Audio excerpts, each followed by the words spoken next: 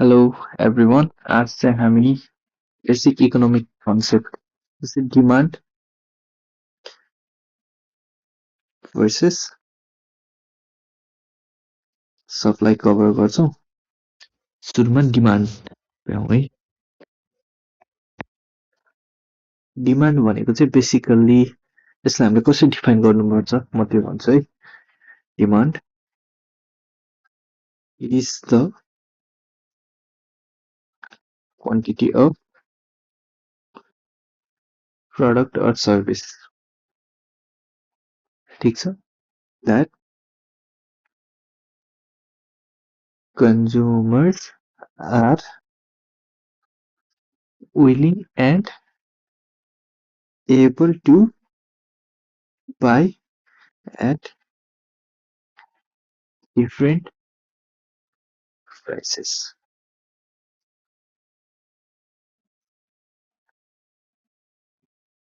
यसमा चाहिँ when customer are willing and able to buy, यो चाहिँ मेन याद राख्नुपर्छ है।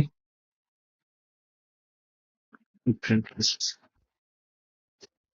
यसमा चाहिँ के हुन्छ भन्दाखेरि बेसिकल्ली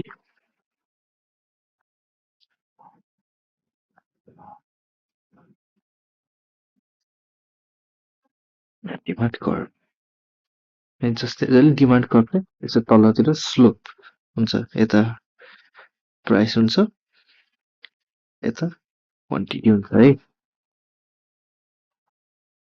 बेसिक कन्सेप्ट के हुने भयो भन्दाखेरि when price goes down quantity goes up and similarly when price goes up quantity goes down चाहिँ कस्तो हुन्छ है। यो फिगरमा हेरौँ है। चाहिँ बेसिकली यहाँ छ भने जब प्राइस बढेर यहाँ आयो भने क्वान्टिटी घट्छ। त्यसरी नै प्राइस बढेर घटेर तल आयो भने क्वान्टिटी बढ्छ टिक्युले है। यो बेसिक भयो। जस्तै इक्जाम्पलको लागि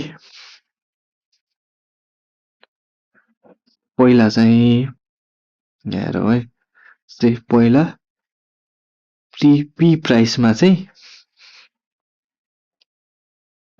पी प्राइस भन्दा नि पहिला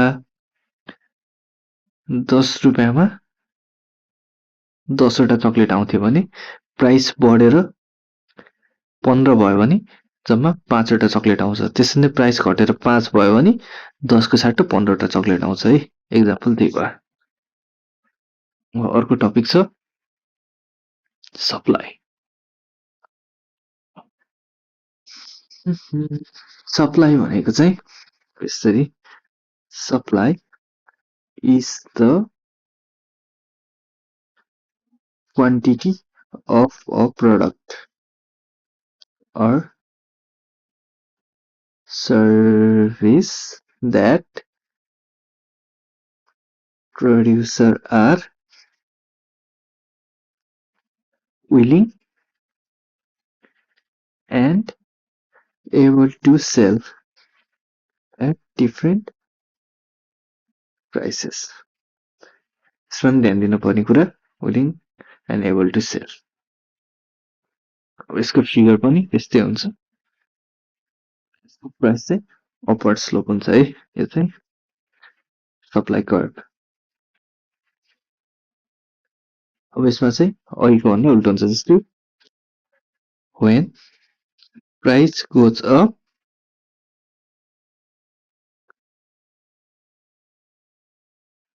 quantity supplied पनि बढ्छ। त्यसरी नै प्राइस घट्दाखेरि क्वान्टिटी सप्लाई पनि घट्छ। फर एक्जाम्पल अहिले यति छ है, पीमा क्यू छ भने प्राइस बढ्यो भने P1 प्राइस बढेको Q1 हुन्छ। त्यसरी नै P2 प्राइस घट्यो भने क्वान्टिटी नै घटेर Q2 हुन्छ। यो बेसिक भयो। अब की डिफरेन्स चाहिँ डिमान्ड र सप्लाईको की डिफरेन्स गरौँ।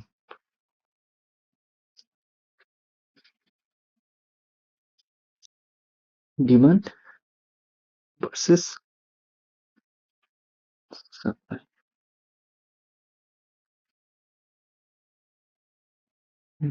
differences,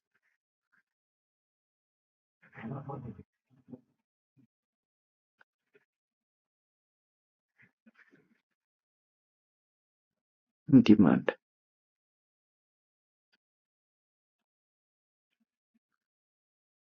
इन्फ्लुएन्स कसले इन्फ्लुएन्स गर्छ डिमान्डलाई? डिमान्डलाई इन्फ्लुएन्स कन्ज्युमर्सले गर्छ, तर सप्लाईलाई चाहिँ कसले गर्छ? प्रड्युसरले। अनि प्राइससँग चाहिँ कस्तो एक्ट गर्छ है?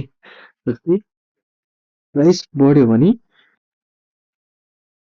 डिमान्ड गर्छ, ठिक छ? प्राइस बढ्यो भने डिमान्ड गर्छ।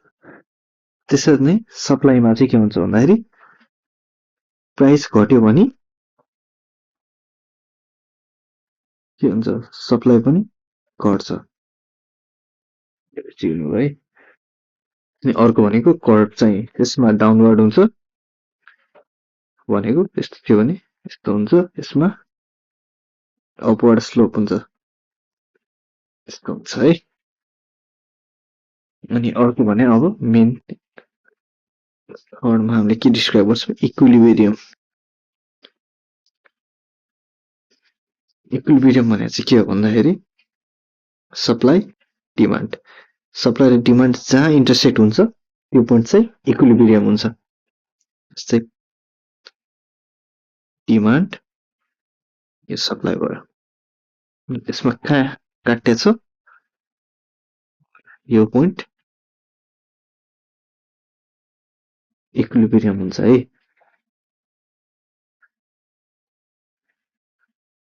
यसलाई हामी लेख्दाखेरि कसरी लेख्न मिल्छ भन्दाखेरि the point where demand equals supply is called equilibrium.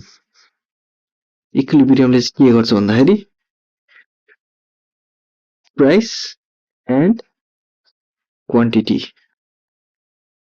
Determine गर्छ अप्टिमम लेभलमा है।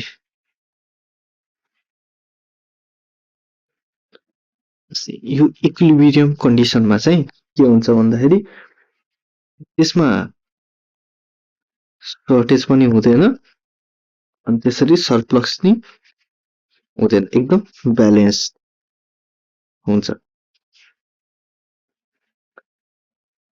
जस्तै कुनै केस भनौँ है, जस्तै सर्टेजको कुरा गरौँ। जस्तै सर्टेज कब हुन्छ? जब डिमान्ड सप्लाई भन्दा बढी हुन्छ, जब सर्टेज हुन्छ। जस्तै नेपालको कन्डिसनमा एक ग्यास सिलिन्डरहरूको कुरा भयो। अनि सरप्लस बढी कहिले हुन्छ? जब सप्लाई चाहिँ एकदम बढी हुन्छ, डिमान्ड कम हुन्छ। अब सरप्लस चाहिँ कस्तो कन्डिसनमा हुन्छ है? सरप्लस कस्तो कन्डिसनमा हुन्छ भन्दाखेरि जब प्राइस चाहिँ इक्विलिब्रियम प्राइस भन्दा बढी हुन्छ। त्यसरी नै सरप्लस चाहिँ कहिले हुन्छ भन्दाखेरि कता गयो? सरप्लस चाहिँ कहिले हुन्छ भन्दाखेरि ओहो मैले उल्टो भने है, सरी।